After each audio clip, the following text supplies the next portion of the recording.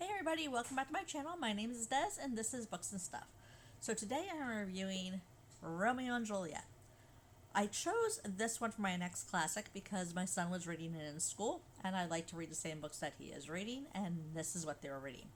This one is No Fear, and what it basically does is it is um, the modern day, or the old way of reading it, and then the modern way of reading it. I gotta be completely honest with you, I struggled with this book. Absolutely struggled with it. I did not understand the language in the older way, and when I read the modern back to back with it, I didn't understand how those words meant that and how they got that interpretation. Obviously, we all know the story of Romeo and Juliet. They are fall in love, they're from families who hate each other, and they are, do what they can to be together, and then ultimately they both die. I mean, everybody knows the Romeo and Juliet story, and there's been so many movies and other stories that, come from that. West Side Story, all those, it's the same, basically, thing of Romeo and Juliet. I really struggled with this. The plain English did not work as well for me as the Shakespeare English, because I couldn't understand how they got that to mean the same thing.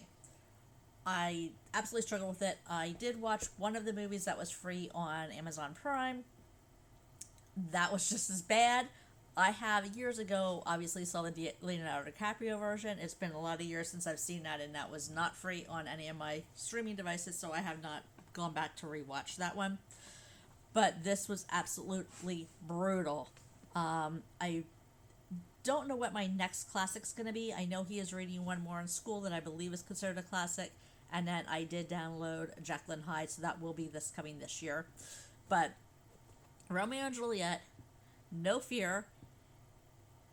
Again, I guess this would be the version to get if you'd want to read it, because it does have both types there. No Fear Shakespeare gives you the complete text of Romeo and Juliet on the left-hand page, side by side with an easy-to-understand translation to the right. It gives you the complete text of the original play, a line-by-line translation that puts Shakespeare into everyday language, and a complete list of the characters with descriptions. Plenty of helpful commentary. Like I said, I struggled with it. I did not understand what I was reading. I did not understand how they got to those two things to come together. To the point that I cannot help my kid. I can't ask him questions because I don't know what to ask, because I just don't get it. So that was one of the classics. Took it off my list. I'm still working my way through classics this year because I do want to do at least 12 of them, and I'm hoping I do meet that goal. But the next book that I am reading and reviewing is The Innocent Man, Murder and Injustice in a Small Town by John Grisham. And this one, I do like John Grisham. This one is actually a true story, and it's supposed to be a Netflix original series too, but I don't know if that ever happened. I'll have to take a look at that because I do have Netflix.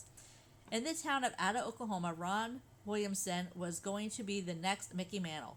But on the way to the big league, Ron stumbled, his dreams broken by drinking, drugs, and women. Then, on a winter night in 1982, not far from Ron's home, a young cocktail waitress named Deborah Sue Carter was savagely murdered.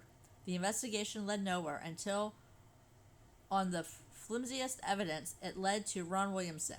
The washed-up small-town hero was charged, tried, and sentenced to death in a trial littered with lying witnesses and tainted evidence that would shatter a man's already broken life and let a true killer go free.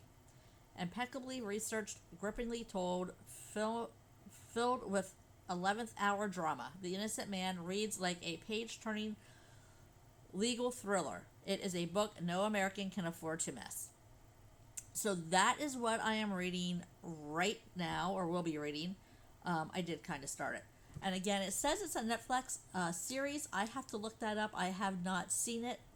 And let me see when this book came out. It might be... it was first published in 2006. So I don't know when the series was supposed to be on Netflix and if it still is, but I will be looking that up and letting you guys know. So that is where I'm at with that.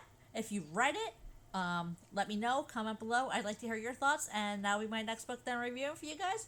Thank you so much, and have a wonderful day.